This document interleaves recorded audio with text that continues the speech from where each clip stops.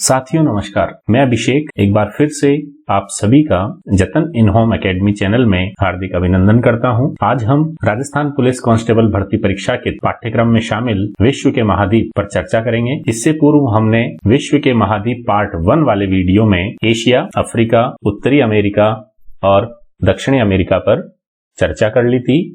आज हम बाकी बचे हुए 3 महाद्वीपों पर तथ्यात्मक दृष्टि से विचार विमर्श करेंगे। मित्रों, आपकी परीक्षा की दृष्टि से इन तथ्यों को यहाँ पर संकलित किया गया है। महत्वपूर्ण बात यह है कि जितनी बार आप रिवाइज करेंगे उतना ही यह तथ्य आपको आसान लगेंगे। जैसा कि हमारा हमेशा डिस्क्लेमर रहा है कि हम हमारी विषय सामग्री को एनसीईआरटी और राजस्थान बोर्ड की किताबें एवं अन्य मानक पुस्तकों के संकलन से तैयार करते हैं, उसी प्रकार यह भूगोल का बिंदु भी हमने कक्षा 6 से 12 की एनसीईआरटी से ही संकलित किया है। तो चलते हैं आज के महाद्वीप की ओर। तो पहला हमारा महाद्वीप है यूरोप। मित्रों, महाद्वीप छोटा है किंतु छोटे छोटे देश होने के कारण इसमें देशों की संख्या बहुत ज्यादा है। 44 देश इसमें शामिल हैं। आकार में विश्व का 6वां महाद्वीप है, जबकि जनसंख्या की दृष्टि से इसका स्थान 3रा आता है।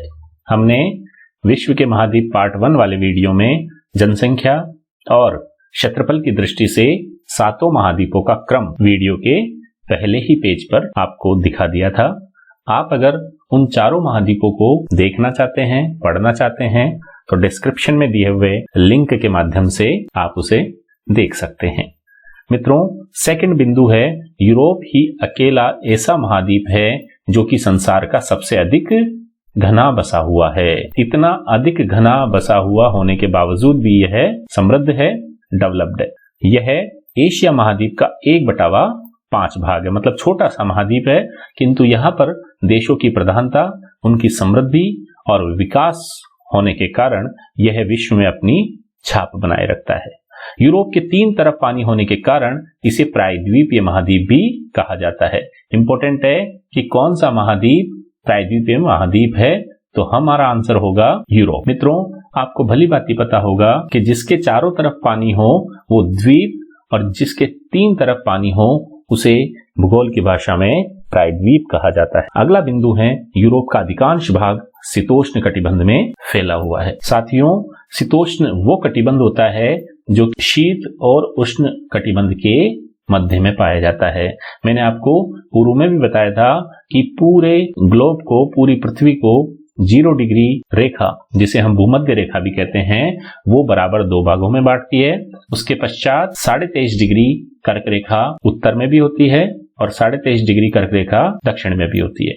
इसके मध्य का जो क्षेत्र होता है वो उष्ण कटिबंधीय क्षेत्र कहलाता है, जबकि 23.5 से 66.5, अगर आप बेसिक किताबों एनसीईआरटी वगैरह का अध्ययन करेंगे तो आपको इन अवधारणाओं से भलीभांति परिचय हो सकेगा। नेक्स्ट बिंदु है उच्च अक्षांश में स्थित होने के कारण यहाँ पर जलवायु मृदुल है, अर्थात यहाँ पर क्लाइमेट जो है उसमें नमी है, ज्यादा कठोर जलवायु यहाँ की नहीं है। 7th नंबर का हमारा बिंदु है कि यूरोप के पूर्व में यूराल पर्वत और कैस्पियन सागर, जबकि दक्षिण में काला सागर और काकेशस पर्वत इसे एशिया से पृथक करते हैं। कई बार इस पॉइंट से प्रश्न पूछे गए परीक्षाओं में कि यूरोप और एशिया को अलग करने वाली संरचनाओं का नाम बताइए। या तो पर्वत पूछ लेता है या सागर पूछ लेता है। तो हमें यूराल पर्वत, काकेशस पर्वत, कैस्पियन सागर और काला सागर को हमेशा दिमाग में रखना है। यूरोप के मुख्य पर्वत की बात करें तो आल्प्स पर्वत जो कि फ्रांस में है, वो फ्रांस को इटली से पृथक करता है। यूरोप के 2 देशों में, फ्रांस और इटली में, सीमा विभाजन का कार्य आल्प्स पर्वत करता है। और यह कौन सा पर्वत है? नवीन वलित पर्वत, जैसा कि एशिया महाद्वीप में हमने हिमालय के रूप में देखा था। काकेशस पर्वत भी एक नवीन वलित पर्वत है और इसकी माउंट एल्ब्रुस जो चोटी है, पर्वत चोटी है, वो ही यूरोप की सबसे ऊंची पर्वत चोटी है। मित्रों, मैंने पहले भी कहा था कि हर महाद्वीप की पर्वत चोटी जो सर्वोच्च है उसको हमें विशेष रूप से ध्यान रखना है। तो यूरोप की हमारी जो पर्वत चोटी हुई वो है माउंट एल्ब्रुस। कहां पर है ये नहीं है महत्वपूर्ण हमारे लिए, आप अगर याद रख सकें तो जॉर्जिया। बाकी हमारे लिए यूरोप की सर्वोच्च पर्वत चोटी का नाम ही काफी है। यूराल पर्वत, जैसा कि हमने अभी अभी देखा, यूरोप को एशिया से पृथक करने वाला प्राचीन वलित पर्वत है। अल्पाइन पर्वतीय प्रदेश वो पर्वतीय प्रदेश हैं जो कि दक्षिणी यूरोप में पाए जाते हैं। इन्हें अल्पाइन की संज्ञा दी जाती है। मित्रों, महत्वपूर्ण है, इसे हमें याद रखना है। प्रमुख नदियों की अगर बात करें तो सबसे पहली नदी उभर कर आती है वोल्गा नदी, जो कि यूरोप की सबसे बड़ी नदी है और मॉस्को के उत्तर में वाल्दिया हिल्स से यह निकलकर कैस्पियन सागर में गिरती है। मॉस्को किसकी राजधानी है? रूस की। यह वही देश है जो कि एशिया और यूरोप दोनों ही महाद्वीपों में अपने आकार को फैलाए हुए है। अगली महत्वपूर्ण नदी है रोन नदी। स्विट्जरलैंड की पश्चिमी सीमा को भी यह छूती है और महत्वपूर्ण इसलिए है कि लायंस और जिनेवा शहर रोन नदी पर ही स्थित है। नदियों के किनारे बसे हुए शहर आपके सिलेबस के मुख्य बिंदु हैं ज्योग्राफी में, इसलिए हमें इनको विशेष रूप से याद रखना है। कोशिश करेंगे कि अगले 1-2 दिनों में हम आपके पाठ्यक्रम में शामिल नदियों के किनारे बसे हुए शहर पर एक शॉर्ट वीडियो लेकर आवें, उससे आपके प्रश्न आने की संभावना अधिकाधिक रहेगी। राइन नदी वेरी इंपॉर्टेंट है हमारे लिए। यह स्विट्जरलैंड और जर्मनी की सीमा पर स्थित है। यह नदी लेक ऑफ कॉन्स्टेंस से निकलकर जर्मनी और नीदरलैंड में बहती हुई उत्तरी सागर में गिरती है और महत्वपूर्ण बात यह है कि यह दरार घाटी के लिए प्रसिद्ध है। मित्रों, टेम्स नदी, जो कि आपने हमेशा सुना होगा क्योंकि इस पर विश्व का एक महत्वपूर्ण शहर लंदन स्थित है, वेरी इंपॉर्टेंट है, हम इसको विशेष रूप से याद रखेंगे। और इंग्लैंड के ये दक्षिण में बहती है और उत्तरी सागर में गिरती है। हमारे लिए महत्वपूर्ण जो मैंने हाईलाइट किया है वो है टेम्स, लंदन। डेन्यूब नदी यूरोप की दूसरी सबसे बड़ी नदी है। वोल्गा नदी के पश्चात डेन्यूब ही यूरोप की सबसे बड़ी नदी है और यह जर्मनी के दक्षिण में स्थित ब्लैक फॉरेस्ट पर्वत से निकलकर काला सागर में गिरती है। 17वें नंबर का बिंदु है सीन नदी। यह फ्रांस की पूर्वी भाग की पहाड़ियों से निकलकर इंग्लिश चैनल में गिरती है। महत्वपूर्ण बात यह है कि फ्रांस की राजधानी पेरिस इसी सीन नदी के किनारे बसी हुई है। टाइबर नदी, यह इटली में एपिनाइस पर्वत से निकलकर भूमध्य सागर में गिरती है और रोम, जो कि इटली की राजधानी है, वो इसी नदी पर बसा हुआ है। यूराल नदी यूराल पर्वत से निकलती है और कजाकिस्तान में बहती हुई कैस्पियन सागर में गिरती हैं। यूरोप की मुख्य झीलों की बात करें तो अधिकांश यूरोपीय झीलें फिनलैंड के लेक क्षेत्र में हैं। लेक लेडोगा यूरोप की सबसे बड़ी झील है। हमारे लिए याद रखने योग्य तथ्य हैं और यह फिनलैंड और रूस की सीमा पर फिनलैंड की खाड़ी के पास स्थित है। महत्वपूर्ण जो है हमने रेड इंक में हाईलाइट किया है, इसको आप अक्षर से याद रख लें। ओनेगा झील लेक लाडोगा के पश्चात दूसरी सबसे बड़ी झील है। प्रमुख सागरों की बात करें तो कैस्पियन सागर रूस के दक्षिण में स्थित ऐसा सागर है जो कि यूरोप को एशिया से पृथक करता है। पिछले ही पृष्ठ पर हमने इसके बारे में अभी देखा था। तो एशिया को यूरोप से पृथक करने वाली जो संरचनाएं हैं उन्हें हमें कंठस्थ याद रखना है। काला सागर महत्वपूर्ण है। यह यूरोप और एशिया की दक्षिणी सीमा पर स्थित एक सागर है, जबकि बाल्टिक सागर ये स्कैंडिनेवियाई देश जो कि स्वीडन के दक्षिणी पूर्वी भाग में स्थित एक सागर है। यहाँ रूस से अलग हुए बाल्टिक देश जैसे लिथुआनिया, लाटविया और एस्टोनिया स्थित हैं। स्विट्जरलैंड और रोमानिया में अल्पाइन घास के मैदान पाए जाते हैं। घास के मैदानों को लेकर हम थोड़ा सतर्क रहेंगे। यूरोप में अल्पाइन घास के मैदान प्रमुखता से पाए जाते हैं, तो हमारे लिए 26 नंबर का बिंदु वेरी इंपॉर्टेंट हो गया।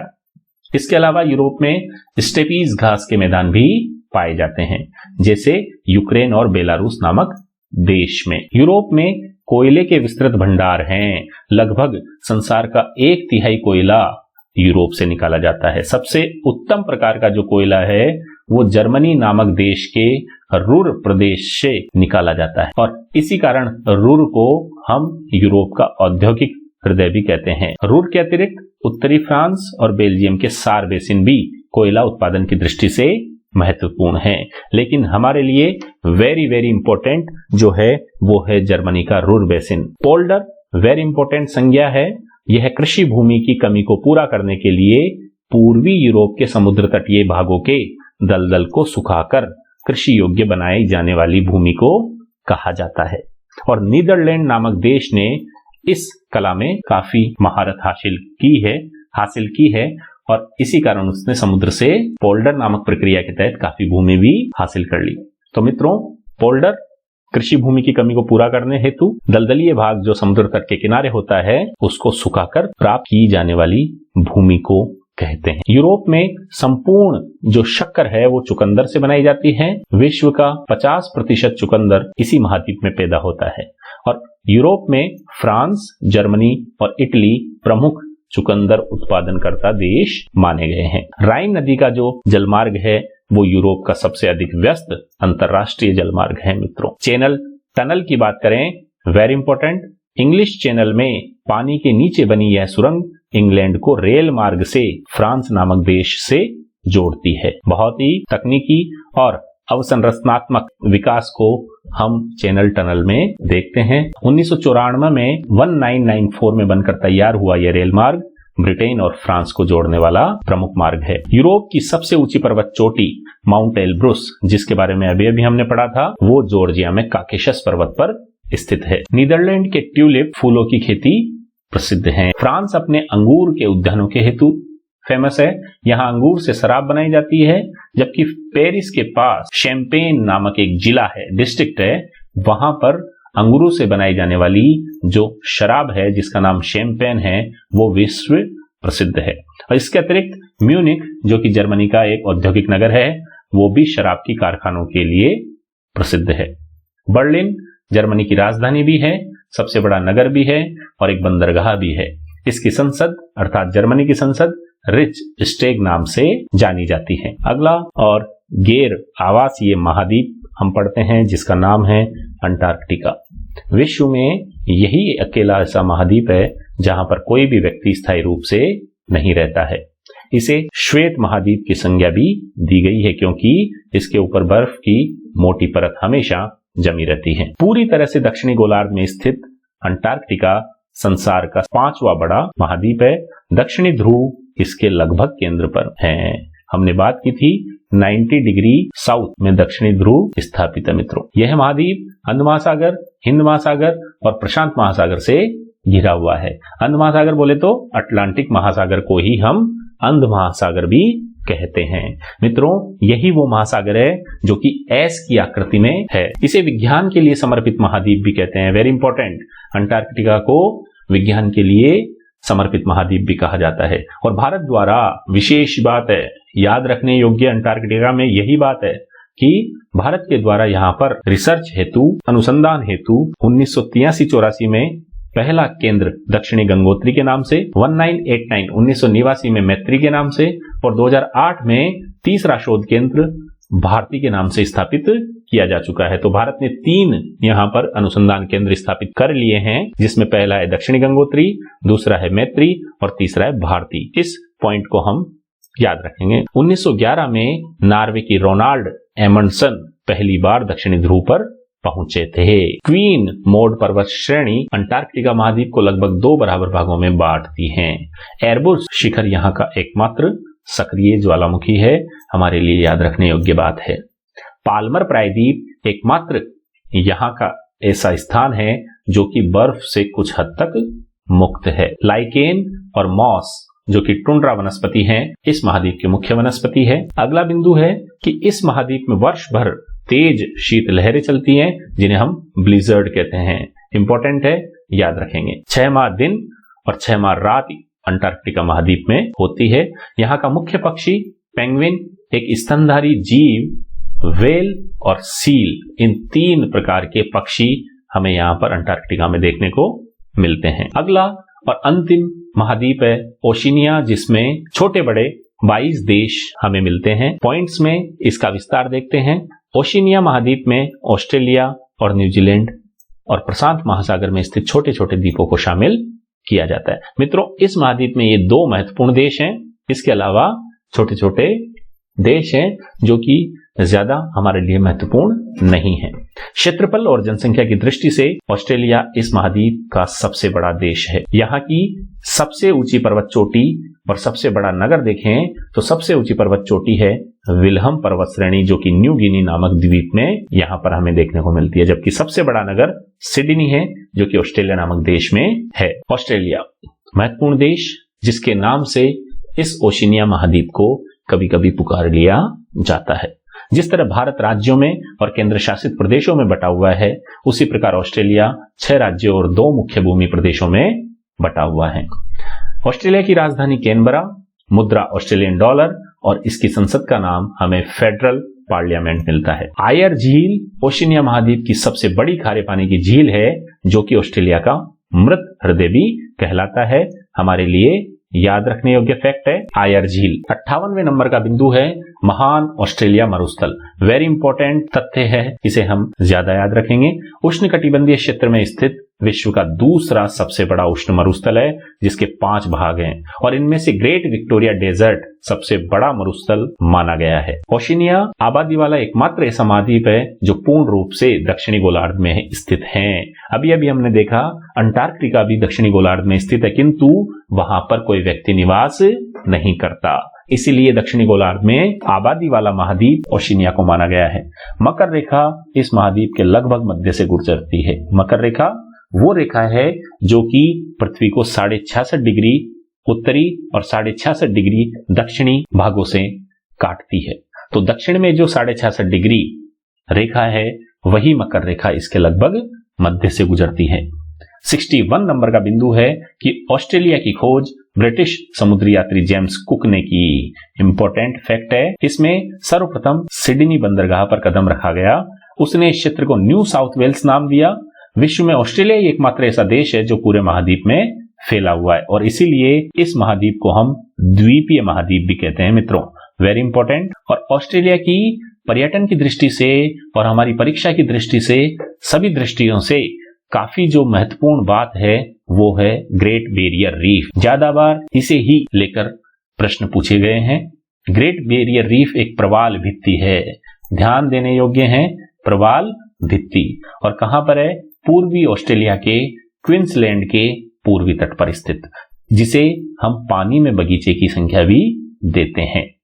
संसार प्रसिद्ध इस प्रवाल भित्ति की लंबाई लगभग 2000 किलोमीटर है। ऑस्ट्रेलिया में पाई जाने वाली घास भूमियों को हम सवाना कहते हैं और यह ऑस्ट्रेलिया के उत्तर में फैली हुई है। ग्रेट डिवाइडिंग रेंज यह उत्तर में केप यार्क प्रायद्वीप से लेकर दक्षिण में तस्मानिया तक ऑस्ट्रेलिया के पूर्वी तट पर फैली हुई ऊंचे ऊंचे पठारों की लंबी पट्टी है जिसे हम ग्रेट डिवाइडिंग रेंज भी कहते हैं। और इसकी सबसे ऊंची चोटी कोशिश्को ऑस्ट्रेलिया में ही है, जबकि न्यूजीलैंड में माउंट कुक सर्वोच्च चोटी है। ऑस्ट्रेलिया देश की अगर सर्वोच्च पर्वत चोटी पूछा जाए तो हमारा आंसर होगा कोशिश्को, जबकि न्यूजीलैंड की अगर सर्वोच्च पर्वत चोटी पूछा जाए तो हमारा आंसर होगा माउंट कुक। ऑस्ट्रेलिया की दो प्रमुख नदियां हैं, मर्रे और डार्लिंग। मर्रे ऑस्ट्रेलिया की सबसे लंबी नदी है, जबकि ये दोनों नदियां ही ग्रेट डिवाइडिंग रेंज से निकलती हैं। ऑस्ट्रेलिया में भेड़ों की संख्या संसार में सर्वाधिक है और यहाँ पाई जाने वाली मेरिनो नस्ल पूरे विश्व में अपनी विशिष्टता के कारण प्रसिद्ध है। एमू ऑस्ट्रेलिया में पाए जाने वाला बड़े आकार का पक्षी है जो कि उड़ नहीं सकता लेकिन शुतुरमुर्ग की भांति बहुत ही तेज दौड़ता है। एमू याद रखेंगे और मेरिनो याद रखेंगे। कोकोबर्रा भी एक ऐसा पक्षी है जो कि लाफिंग जेकास के नाम से लोकप्रिय है क्योंकि इसकी बोली हमेशा एक विचित्र हंसी जैसी लगती है। वहीं लायर बर्ड संसार के सबसे सुंदर पक्षियों में से एक है जो कि नकल करने में बहुत ज्यादा कुशल है। ऑस्ट्रेलिया को विश्व में यूरेनियम का सर्वाधिक भंडार वाला देश माना गया है। यूरेनियम भविष्य की धातु जो कि हमारे लिए महत्वपूर्ण है। ऑस्ट्रेलिया के अनेक जंतु मार्सुपियल अथवा धानी प्राणी वर्ग के हैं। इन जंतुओं के पेट की खाल की थैली जैसी बनी होती है जिसमें ये बच्चों को आसानी से रख के फिरते हैं और इस श्रेणी में हमें कंगारू, कोला व वेल्लावी प्रमुख रूप से मिलते हैं। कंगारू ऑस्ट्रेलिया का प्रतीक है, यह हमारे लिए याद रखने योग्य बात है। ओशिनिया महाद्वीप के अन्य महत्वपूर्ण देश न्यूजीलैंड पर थोड़ी चर्चा करते हैं। प्रशांत महासागर में स्थित है। सबसे महत्वपूर्ण बात है किस महासागर में है? प्रशांत महासागर में। और ऑस्ट्रेलिया के पूर्व में स्थित है और एक द्वीपीय देश है। पहाड़ों का जोकर नामक तोता न्यूजीलैंड में अपनी बुद्धिमत्ता के लिए प्रसिद्ध है। 1893 में 1893 में महिलाओं को मताधिकार देने वाला दुनिया का पहला देश कौन सा था? न्यूजीलैंड ही था। छोटा सा देश होने के बावजूद भी कितना महत्वपूर्ण काम किया है, इसलिए हमारे लिए यहाँ पर यह याद रखने योग्य बात है कि दुनिया में सर्वप्रथम महिलाओं को मतदान करने का अधिकार न्यूजीलैंड ने ही प्रदान किया था। ऑकलैंड न्यूजीलैंड का वो शहर है जहां पर सर्वाधिक प्रति व्यक्ति नौकाओं की संख्या है और इसीलिए इसे सैलों अर्थात नाविकों का शहर भी कहते हैं। अगला बिंदु है न्यूजीलैंड की राजधानी वेलिंगटन ही इस देश का सबसे बड़ा जनसंख्या वाला देश है। कीवी पक्षी केवल इसी देश में पाए जाते हैं और इसीलिए हम न्यूजीलैंड निवासियों को कीवी के नाम से भी जानते हैं। कैंटरबरी न्यूजीलैंड में स्थित शीतोष्ण घास के मैदान है, जबकि डाउन्स ऑस्ट्रेलिया में स्थित शीतोष्ण घास के मैदान है और यहीं पर डाउन्स में ही मेरिनो भेड़ को पाला जाता है। 78 नंबर का बिंदु हमारे लिए बहुत ही ज्यादा ध्यान देने योग्य है, याद रखने योग्य है।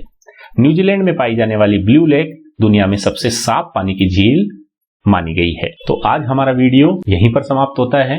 मित्रों, सातों महाद्वीपों के हमने उन्हीं फैक्ट्स को शामिल किया है जो कि अनेकानेक बार परीक्षाओं में पूछे जाते हैं। मित्रों, ये ऐसा बिंदु है जो कि बहुत ज्यादा विस्तृत है, इसीलिए परीक्षा की दृष्टि से और एनसीईआरटी में मुख्य तथ्यों के रूप में जो संकलित है उनको हमने अपने वीडियो में शामिल किया है। फिर भी अगर आपको किसी प्रकार की कमी लगती है तो हमें आपकी भावनाओं से परिचित जरूर करवाइएगा।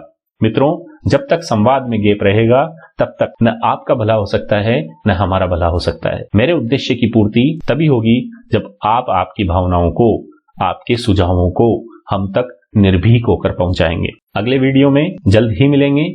ज्यादा से ज्यादा इस चैनल को शेयर कीजिए, सब्सक्राइब कीजिए, लाइक कीजिए ताकि अच्छी विषय सामग्री जरूरतमंद लोगों तक पहुंच सके। विश्वास मानिएगा, जब भी आपका पेपर होगा और जितने भी टॉपिक हमने हमारी अथक मेहनत से आप तक पहुंचाने में शीघ्रता की है, उनमें से 100% रिजल्ट आपको मिलेगा। आप बस हमारे चैनल पर विश्वास कीजिए, वीडियो को बार बार देखिएगा। किसी प्रकार की कमी लगे, किसी प्रकार का प्रश्न हो तो हमसे पूछिए, हम जरूर उसका आंसर देंगे। तो मित्रों, जतन इन होम एकेडमी वीडियो देखने के लिए आपका आभार प्रकट करती है। जय हिंद, जय भारत।